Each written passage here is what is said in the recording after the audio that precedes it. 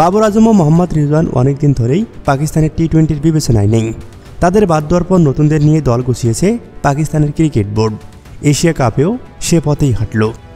আসন্ন এশিয়া কাপকে সামনে রেখে 17 সদস্যের দলের নেতৃত্বের ভার সালমান আলী আগার কাঁধে। এশিয়া কাপের আগে এই দলটি সংযুক্ত আরব আমিরাত ও আফগানিস্তানের বিপক্ষে ত্রিদেশীয় সিরিজ খেলবে।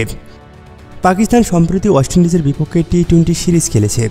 ওই সিরিজের 15 সদস্যই এশিয়া কাপের স্কোয়াডে জায়গা পেয়েছে। বাড়তি দুজন হলেন সালমান মির্জা ও ওয়াসিম জুনিয়র। সালমান মির্জার বাংলাদেশের বিপক্ষে সিরিজে অভিষেক হয়েছিল। 3 ম্যাচে শিকার করেছিলেন 7 উইকেট। ওয়েস্ট ইন্ডিজের বিপক্ষে 3 ম্যাচে সাইম আইবির সঙ্গে ওপেন করেছিলেন সাহিবজাদা ফারহান। ত্রিদেশীয় সিরিজ ও এশিয়া কাপে হয়তো তেমনটাই ঘটবে। ফারহান চলতি বছর স্বীকৃত টি-20তে সর্বোচ্চ রানের মালিক। 15 ইনিংসে তার ব্যাট থেকে এসেছে 1283 রান। ওয়ানডাউনে দেখা যাবে ফখরুজ্জামানকে, যেমনটি হয়েছিল ক্যারিবিয়ান সফরে। মিডল অর্ডারের জন্য আছেন সালমান আলী আগা, হাসান নেওয়াজ ও হুসাইন তালাত। পাকিস্তানের পেস অ্যাটাকের নেতৃত্ব দিবেন শাহিন শাহ আফ্রিদি। তার সঙ্গে হারিস রুফ, হাসান আলী, সালমান মির্জা, ওয়াসিম জুনিয়র ও অলরাউন্ডার ফাহিম আশরাফ। স্পিন বিভাগে লেগ স্পিনার আবরার আহমেদের সঙ্গে আছেন চায়নাম্যান সুফিয়ান মুকিম।